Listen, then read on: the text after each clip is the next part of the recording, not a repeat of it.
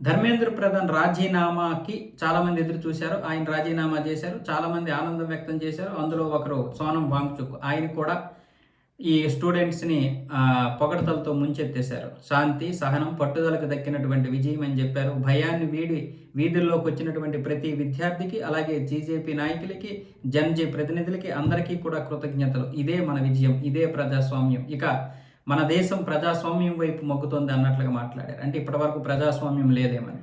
మరి సోనం వాంగ్చుక్ గారు కూడా కొన్నింటికి సమాధానాలు చెప్పాల్సి ఉంటుంది కదా. మరి ఆయన కూడా జవాబుదారీతనంగా మరి ఆ ఖలిస్తానీ ఉగ్రవాదులతో ఎందుకు మాట్లాడారో, మరి లేకపోతే ఆ వేర్పాటువాద లక్షణాలు ఉన్నటువంటి ఆ కశ్మీరీ ఉగ్రవాదులతో ఎందుకు మాట్లాడారో, పాకిస్తాన్ వాళ్ళని ఎందుకు అంత ప్రశంసలతో ముంచెత్తారో, మరి లడాఖ్లోకి చైనా వాళ్ళని ఎందుకు రప్పిస్తామన్నారో వాటికి కూడా ఆయన ఒకసారి సమాధానం చెప్పేస్తే అందరూ కూడా శాంతిస్తారు. అలాగే ప్రజలు దీని గురించి కూడా ఎదురు చూస్తున్నారు కాబట్టి దీనికి సంబంధించినటువంటి వారందరూ కూడా మరికొన్ని సమాధానాలు చెప్పాలి. దానికి కూడా జవాబుదారీతనంగా వ్యవహరించాల్సి ఉంటుంది కాబట్టి అందరూ కూడా సమాధానాలు చెప్పేటటువంటి రోజులు వస్తాయి.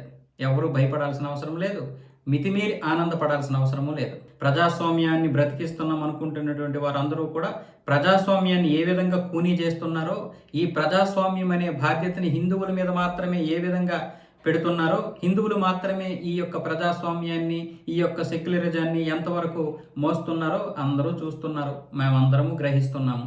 అందుకే మాకు కూడా భుజాలు నొప్పెడుతున్నాయి. కాబట్టి ఈ ప్రజాస్వామ్యాన్ని, అలాగే ఈ సెక్యులరిజాన్ని అందరం కలిసి మోద్దాం. లేదనుకుంటే ఎవరు మోయొద్దు అనుకుంటే ఎవరిది వాళ్ళే మోసుకుందాం.